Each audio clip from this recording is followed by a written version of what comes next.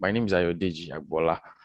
I run a digital agency, and we focus a lot on helping organizations drive advertising, campaigns, as well as basically help them, showcase their products and services in the right light in front of their potential customers.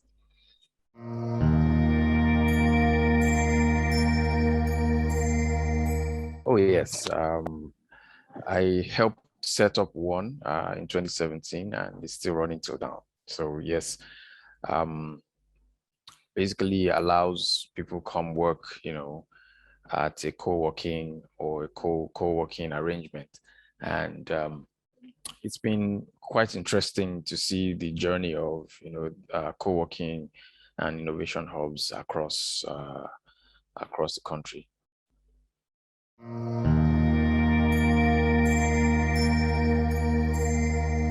So if you look at the core value proposition that innovation hubs, co-working spaces offer, especially in our environment, you'd see that two things are top of the list. First is constant electric power supply so that people can come in and work without interruption. And the second is, a decent internet speed for whatever work they need to do.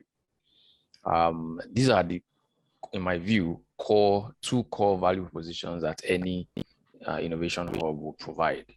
Other things that are also quite important are, perhaps access for their customers, to other important things for the businesses who are working via their hubs.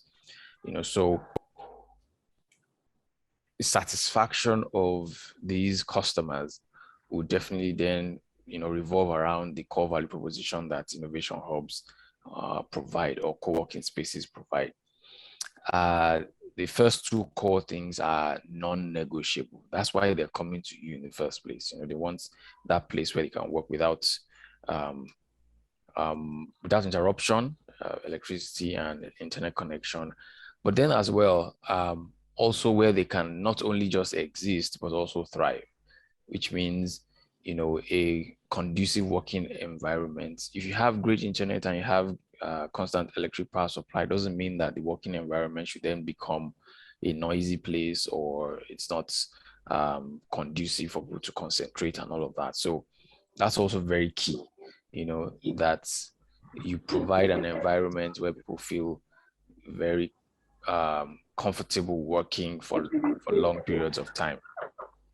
So, and it's very important to also, feel the pulse of your customers, every now and then, to see what exactly do you think we're doing right and what exactly do you think we're not meeting up with expectations. So I would say those are the three core things that customers, find very, very,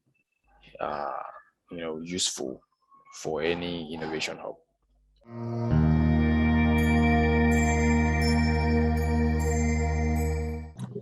Well, I'd say in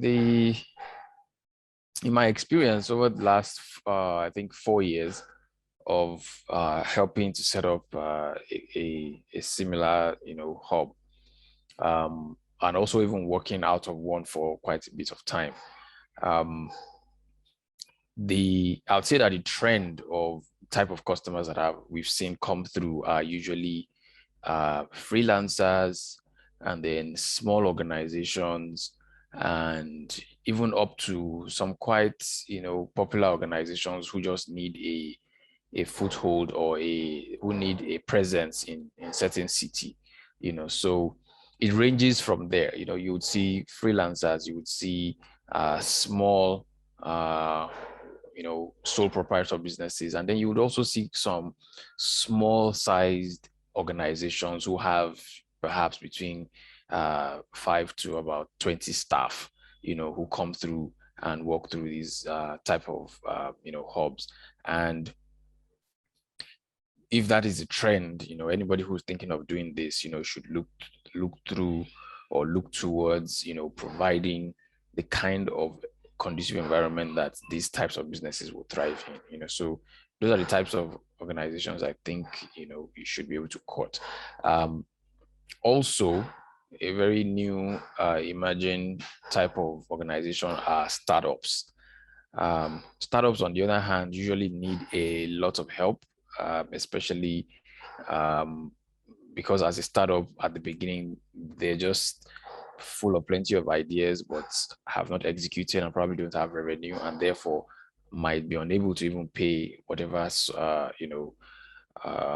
subscription fees the hub will be putting out. So, but then there's some clever programs that I've seen that are quite interesting that I've been able to also absorb startups. But they are also a great sector of users to also consider.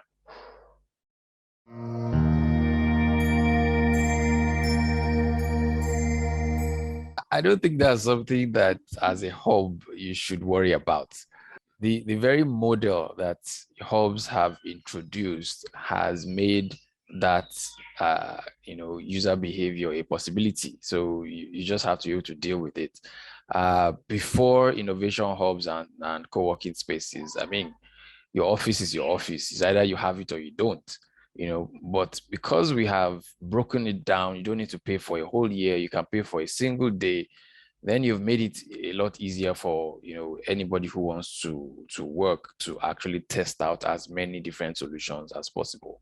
So those people are not merely jumping around for the sake of jumping around. They're testing to see where is their most conducive angle. And this is why, if as a hub owner you've been doing a lot of customer feedback, trying to understand what makes a customer stick around, you might be able to create the magic formula that makes this person stick to you.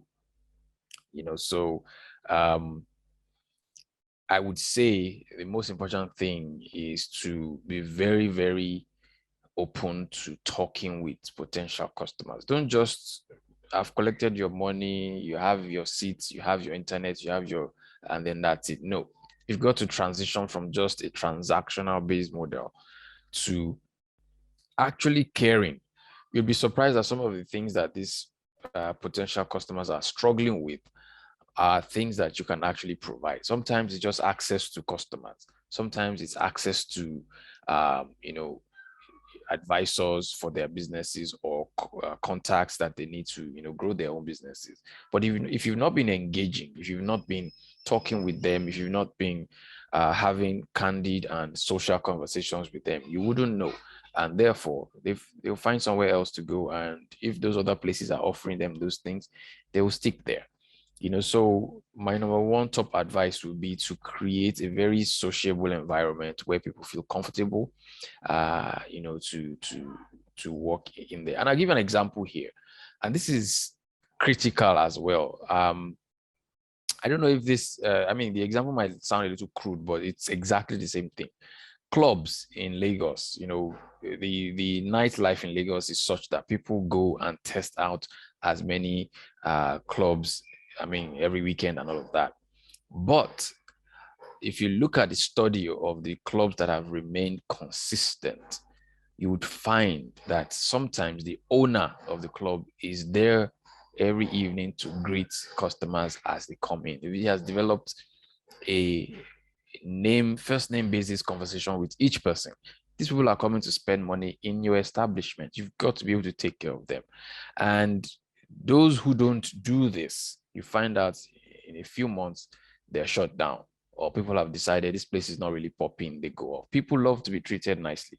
So you've got to go beyond just offering these facilities to keep people's loyalty.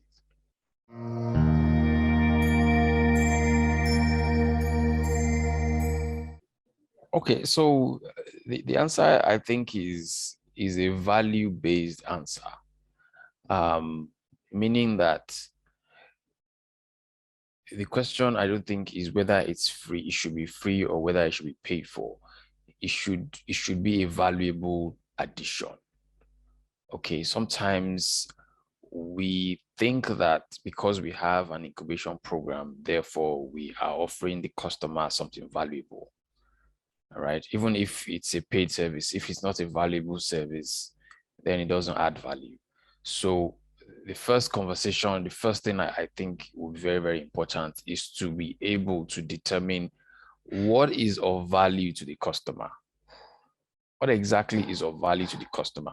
If it is a startup with an idea, who thinks that their idea is great and they can be able to drive it and become a big startup in the next few months, then perhaps a very well managed incubation program or an accelerator could be valuable to that startup. You know, um, even at that does not mean that it has to be free. Okay, because things that are free sometimes people look down on, even though it's valuable. All right. So I don't think the answer is to make it free. Is first of all to make it valuable. And then people who really need it and who understand the value they can get from it will find the money to pay for it. All right. So if you look at the conversation, you could have a great program that is paid for, but you're not marketing it properly. Or you could have a very great program that is free, that because you're not marketing it properly, people don't know the value and still they turn it down.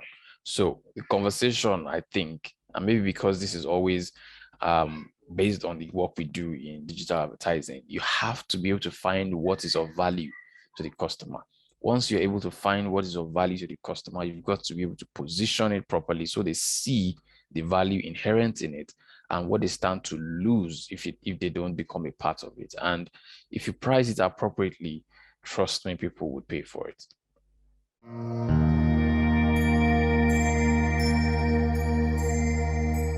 All right, so this happened, I think, in 2018 at one of the hubs where, at the hub I said I helped set up and all of that. So we had this customer who was with us and was using our space.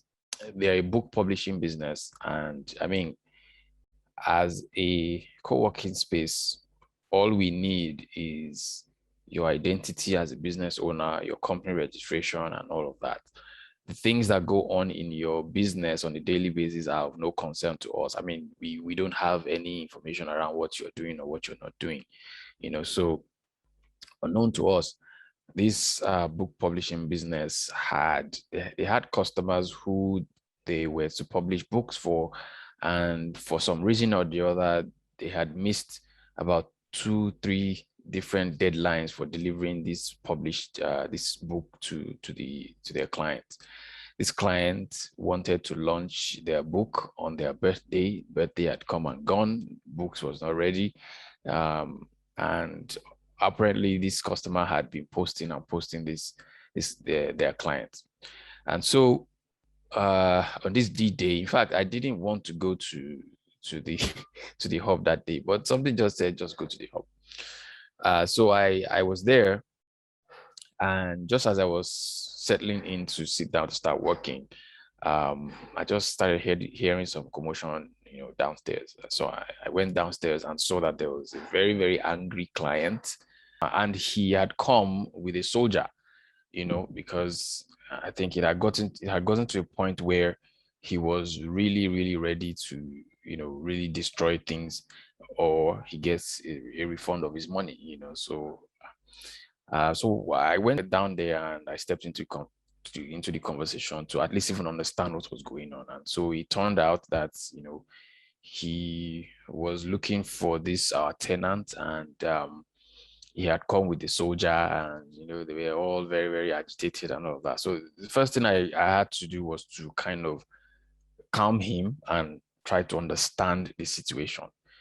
So when I understood that, okay, the people he had a business with and problems with was one of our tenants, I had to say, okay, tenants at that time in the morning was not even in the office yet, so um the first thing we had to do was to be able to get him and the tenants, or get them together so that they could resolve their issue, and and find a way around it, because they were getting quite agitated and they assumed that the co-working space was the office of the office belonged to, you know, the book publishing, and they wanted to carry away the printer. They wanted to destroy things. I was like, hey, no, no, no, no, no, no.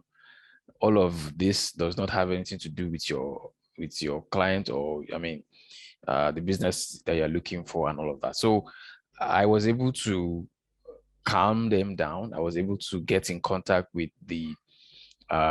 with our tenant and asked him, you know, I had to do it very stylishly, because if I were to tip him off, you know, he probably would not come into the office that day, and then that would be, you know, so I had to just ask, are you coming in today? He said, yes. Okay, please. I'd like to see you when you arrive, and all of that. So I told the um the very angry client to calm down, get his soldier in the car so that everybody's not asking questions, what's going on, you know. So the soldier went back and sat in the car. I told him that, okay, he could also come up to the office upstairs so we can sit down and just have a proper conversation. So I made him feel comfortable, made him feel that he could trust my judgment, you know, because again, at that critical moment, you know, if you don't handle that situation very well, you know, things can go really wrong. So I took him upstairs, we sat down, we talked about the business, talked about the challenge, what's happened and all of that. And by the time, you know, our tenant was arriving, me and him were already on good relationship terms, and we were even thinking of some other business we were going to do by ourselves. You know, so by the time this tenant, the book publishing company arrived, I, you know, went to see him and said, hey, there's some challenge. There's a business you've been owing some, and they're here to see you and blah, blah, blah. So I basically just put them in touch and said, okay, at least I've done my bit. This is the person that you paid money to, who is owing you some work, and you guys can have a conversation about it. So they went off, and they took him off wherever they wanted to take him. And at least that was how I was able to douse the tension at that specific point. Conversations that are not probably, you know, your concern can become your concern, because the people that it concerns are actually people that work in your workspace. And you, at that point, you cannot feign ignorance. You cannot feign that you don't know them. You just have to be able to take responsibility and try to, you know, do the right thing.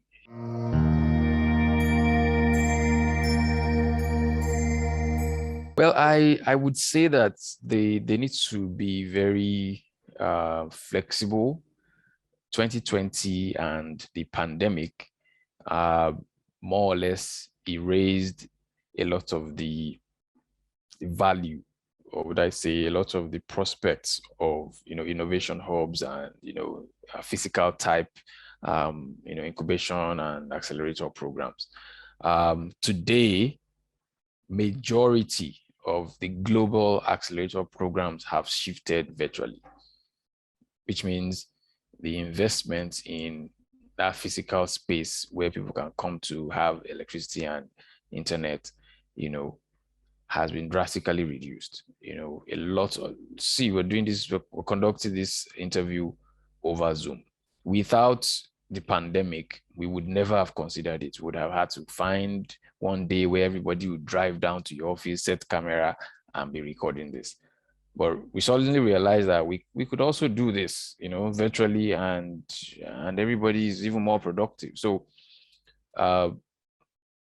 my advice to hubs and hub owners would be to then start to look for value that they can offer customers beyond the physical space that they have, because the value is no longer that is no longer part of the value, you know. So they've got to look beyond and find more innovative ways, more interesting things to provide to their customers, more value that, you know, customers can enjoy even if they are not physically present in the hub. All right. So whatever that is, they should keep experimenting, and I'm sure they would be able to drive some value from that.